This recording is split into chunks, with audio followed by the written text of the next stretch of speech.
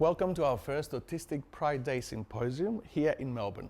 I'm Kyriakos Gold, and in this first session, we're going to talk about autistic lead programs for kids and young adults. Join me.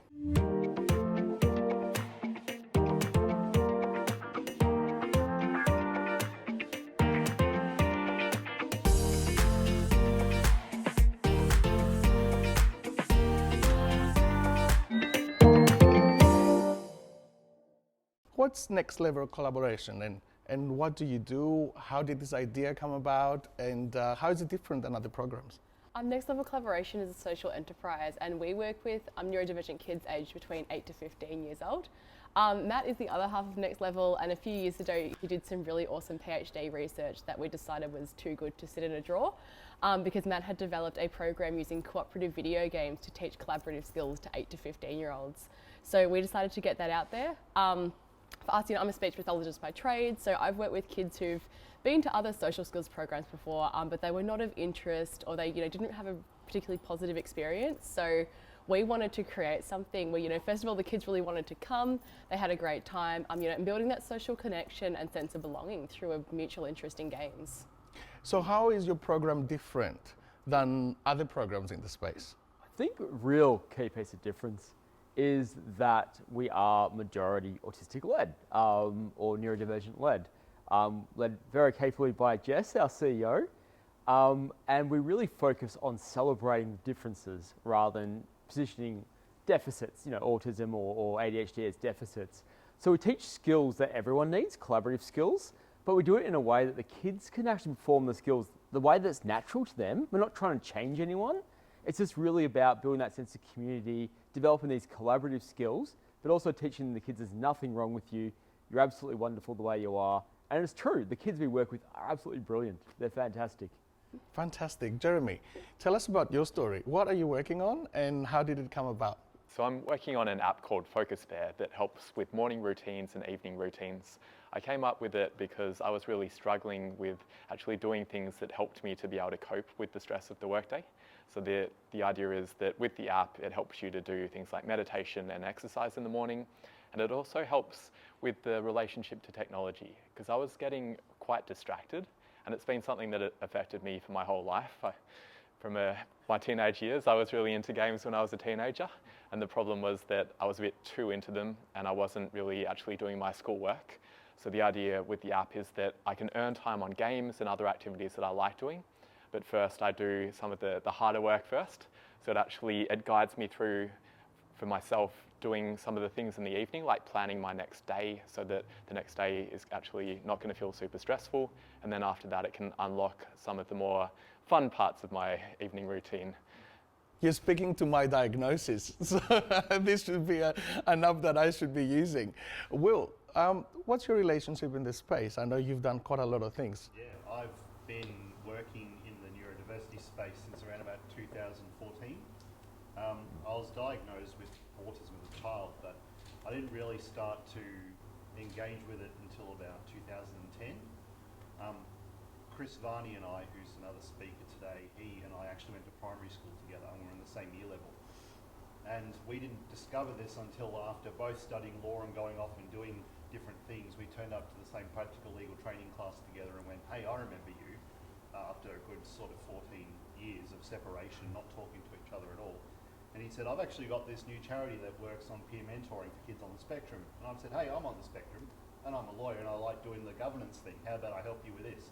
And he said, cool, let's do it. So kind of took off from there, and since then I've been immersed with most of the peer-based social enterprises in Victoria that focus on neurodiversity. And now I just kind of distribute that knowledge and wisdom to all the social enterprises I can. That's great. A great segue to hear from Chris, because he's pre-recorded a video. Yeah. Happy Autistic Pride Day, and congratulations to the team at Just Gold led by Kyriakos for this fantastic initiative. I hope that it really grows. I was very lucky 10 years ago to set up I Can Network. I did that with some autistic mates, James and Penny. I'd had the idea for many years because I was lucky to have fantastic school leaders at my government schools in Victoria that really helped me build up my confidence as an autistic young person. I did spend many years telling myself that I couldn't do things. So whilst I had a very supportive family and amazing parents and grandparents, I did compare myself a lot to the way that other teenagers were doing things. And I often thought, gee, why can't I do things as quickly as some others can? Or why does some things, work very quickly in my brain, or I remember things, in a lot of detail, but there's some other subjects that I don't retain at all. And, as I got older, I started to take more appreciation about the strengths that I had as an autistic person. And I could start to see how unique this made me in a team, in workplaces, socially, in relationships, all of those things. And I gained a lot of pride in being autistic. And along the way, I was very lucky to benefit from school leaders at my government school, One Turner College, particularly a Year 7 coordinator, Christine Horvath. And she really helped bring me out of my shell. She took an interest in my unique interests. She appreciated that I was on the autistic spectrum.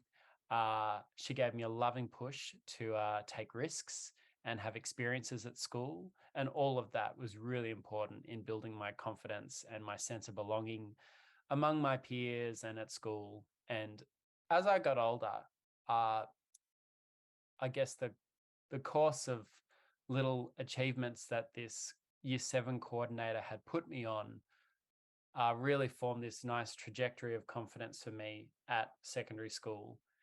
And at the end of my Year 12, tragically, my teacher, Christine Horvath, passed away. And I really promised myself that I would do something with the amazing impact that she had had on me. So, for a while, there was this idea forming in me that I had to earn this great investment that this teacher, this very, ordinary teacher with, a great determination had given me.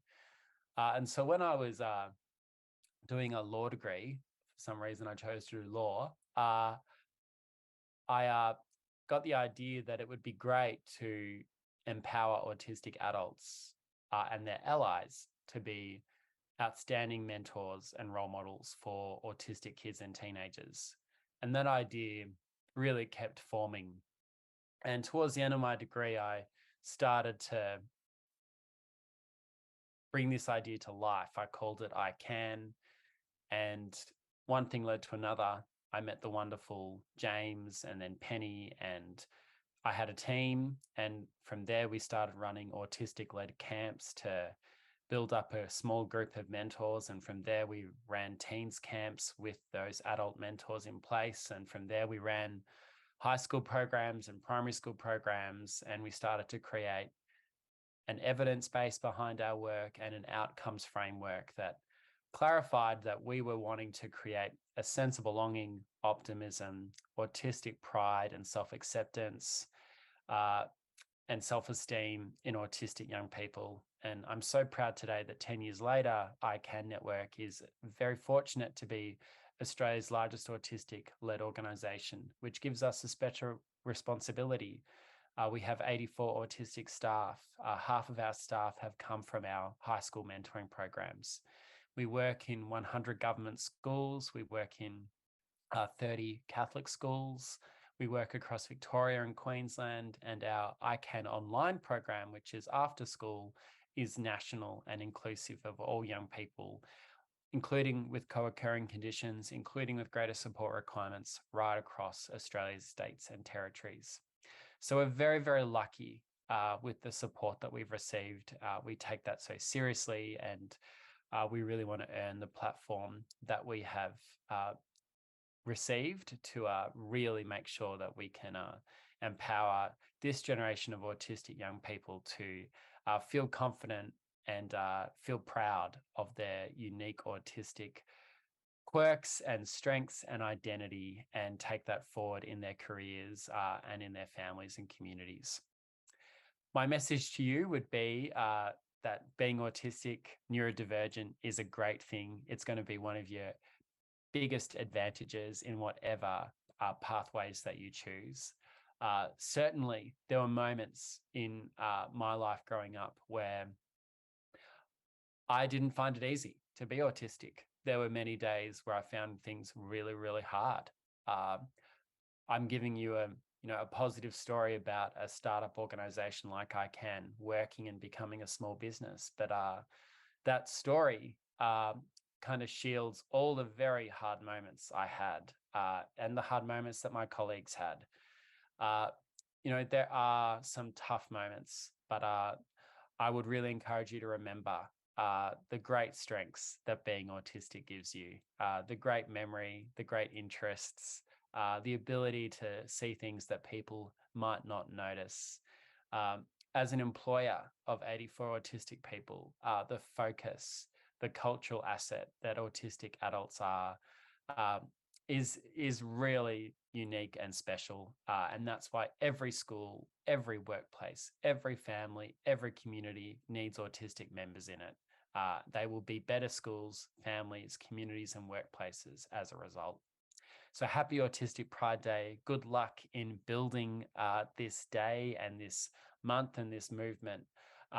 ICANN Network will be right behind you. Congratulations again to Just Gold and to Kyriakos. Thank you for your leadership. Rebecca, when we first chatted about this, you were one of the first people that I spoke to.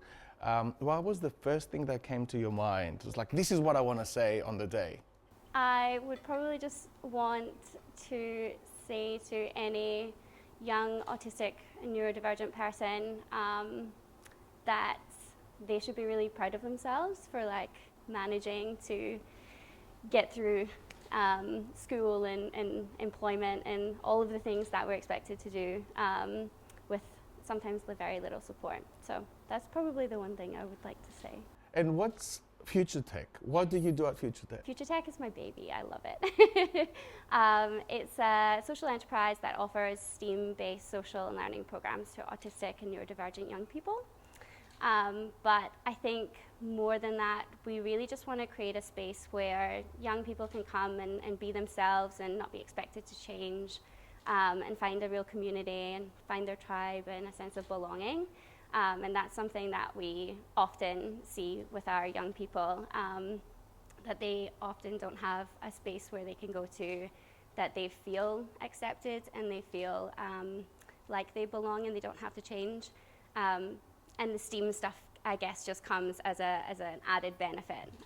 So we've designed a whole curriculum around science, tech, engineering, arts, math, and we combine autistic and neurodivergent mentors who are experts in their fields. So they're engineers, they're software developers in their real lives, I guess, and they bring their skills and their passions and special interests to share with our young people. Will, to our knowledge, this is Australia's first Autistic Pride Day Symposium. Are we too early with the notion of pride? I'm noticing from our social media that in the UK, a lot more organizations are using those narratives, but not so much in Australia. What is your experience? In my experience working in neurodiversity, I think that as a whole community, the messaging that we have hasn't necessarily been consistent or coherent. So before we can have Autistic Pride as a larger movement, we kind of need to corral everybody to go, hey, this is what we can all take part in and enjoy together. Whereas my experience has been, even through a number of initiatives, some of the organisations in the space don't really work together well enough. We have the right ideas, but we need some more cohesion together before Autistic Pride can be the movement that you kind of want it to, you want it to be, rather.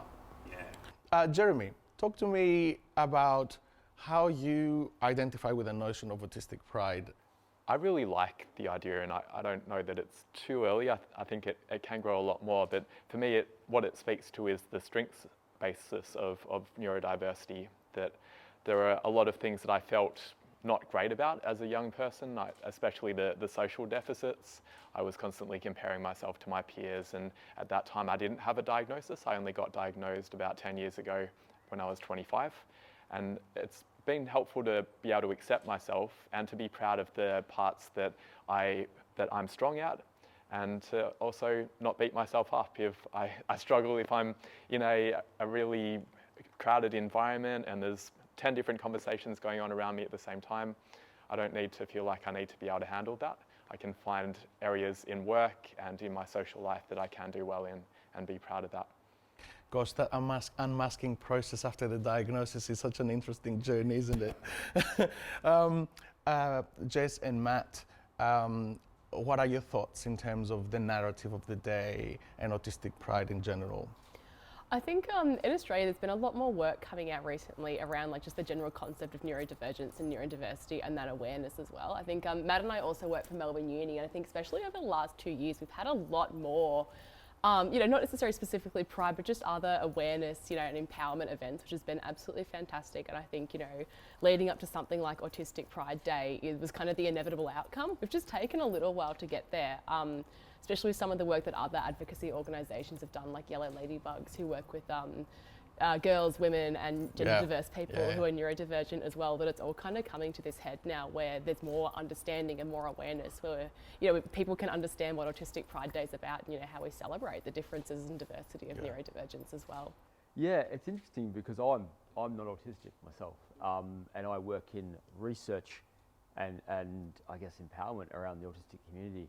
So as a researcher and an ally, it's us neurotypicals, on paper at least, ceding the space and saying we need to really listen to the autistic community and let them drive it. So I wouldn't want to do Next Level without Jess. By bringing it back to kids and young adults and their relationship with parents and how do we talk to parents, what are your insights? Let's start with you. One of the things I was saying to Matt before is I was asking him how do parents take it, because I remember when I was a kid, I used to play heaps and heaps of games, mainly RuneScape, and my mum hated it. She'd say, there he is again, playing those mindless games. And it's quite ironic because looking at my career, playing RuneScape was actually what spearheaded my ability to get into the software development sphere, because I started wanting to write cheat codes for the game. And so I learned how to write Java because there was this whole community online around de-obfuscating the game and writing Java codes that you could make your character go and attack a chicken or go and mine coal for you. And the skills that I learnt from that, I then took into my later professional life. So I'd say don't necessarily judge what your child's special interest is, and don't worry about where it could go career-wise, because you never know. It could be something unexpected that comes out of it. My experience with parents in the group mentoring context, I wasn't a mentor myself. I was very much in a business development and stakeholder engagement role when I was working directly in the space. But a lot of my experiences with parents was a massive sigh of relief. Previously, the whole diagnostic process and navigating all the challenges as a parent, trying to understand how your child interacts with the world is hugely challenging in some places. And I remember one particular conversation that we had with a parent, and this was down in Warrnambool. There was an entirely non-verbal child, never said a word outside of the home, only muttered a few words inside the home. And we had a group-based mentoring program, and this child was sitting on the very outskirts of the room. And they started engaging the program and going through all the content, and all the mentees were putting up their hands to participate. And at the end of the first section, this person sitting on the outside of the room put their hand up and said, "Can I have a go next?" And the parents just cried on the spot, because they're like, holy shit, my child is actually able to participate. But they just needed the safety to do it. And I think every single conversation I had with a parent who was having their child join the programs that we ran was exactly the same. Relief. They've finally got people that they can engage with and feel like they're part of a community with. And that's hugely transformative for them. Rebecca, I can see you thinking. I'm always thinking. I can definitely agree with the sense of relief in parents. I also think a lot of what I end up doing is re-educating parents around what autistic socializing looks like and how it looks different to neurotypical socializing, and that's okay. So I think a lot of the time parents think, oh, if they're playing games and they're not, verbally talking to one another, they are not socializing. So there's a lot of, I guess, educating them around things like parallel play, and that is just as valid as, playing a game and verbally communicating. And what we often find is that when children are allowed to socialize in a way that feels comfortable for them, they do start to verbally communicate with one another as time goes on, and they get more and more comfortable in the space.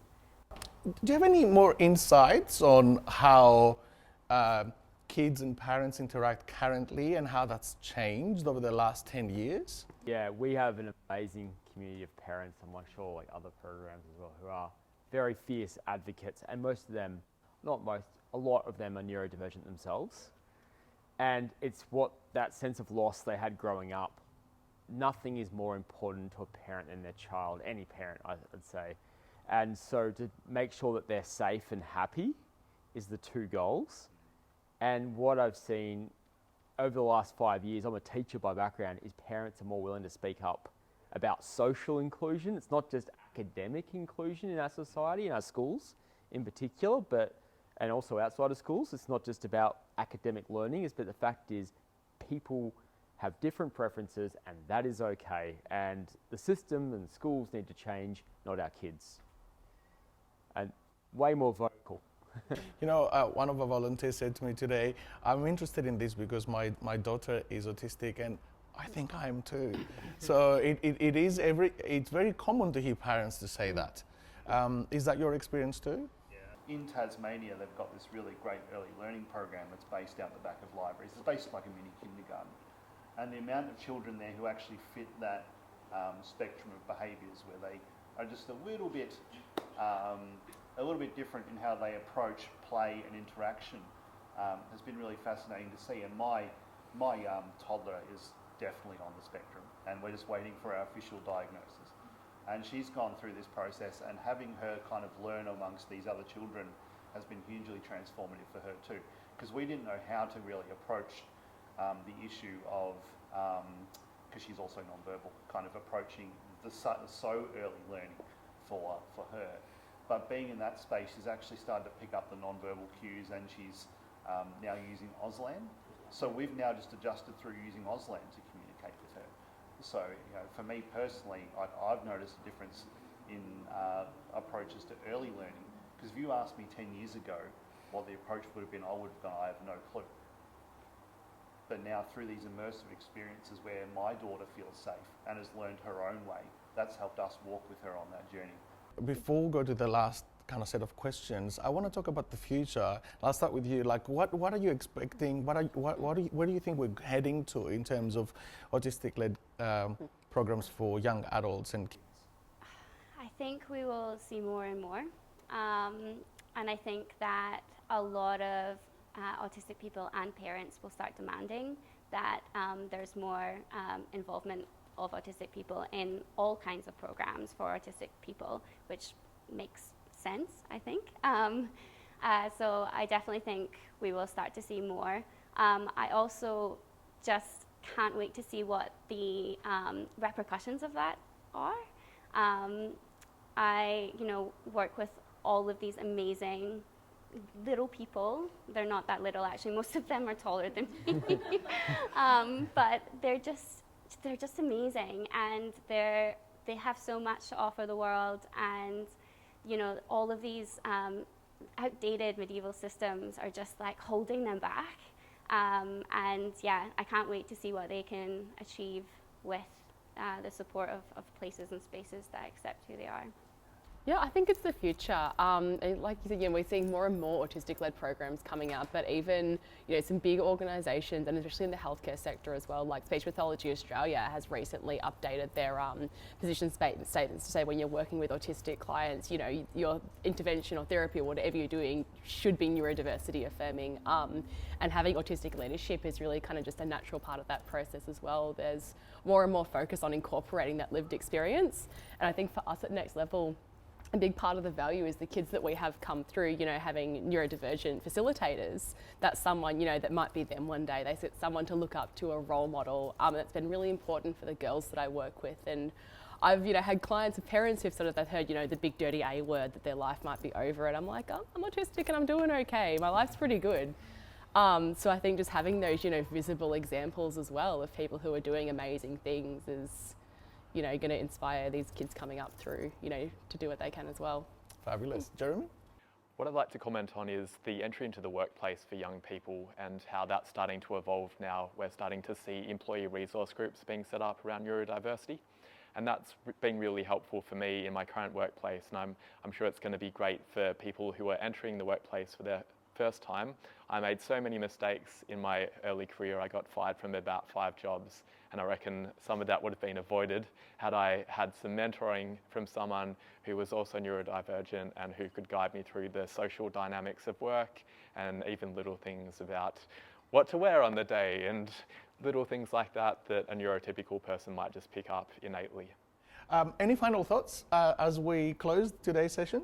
I'd like to comment on the point raised before around how can employers be more welcoming, and I'd like to comment around universal design, that the changes that we might make to support people who are autistic are actually probably beneficial for everyone. As an example of that, I've got this Tuesday morning meeting that I hated for a long time because it was 15 people, no agenda, and I was sitting there every week just feeling like, what's the point of this meeting? It was more of a bonding catch-up. And what I asked for is an accommodation to have breakout rooms, so that we would split it, instead of having 15 people in one Zoom call, we'd split it into having 3 people in a room. And those conversations have been so good, and everyone said that they've been really good and that we've had deeper conversations as a whole.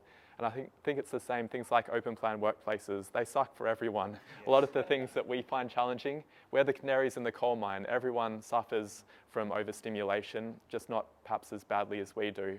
So if we perhaps position it in that way, that accommodations that are being made for people who are neurodivergent, they're not just helping us, they're helping everyone.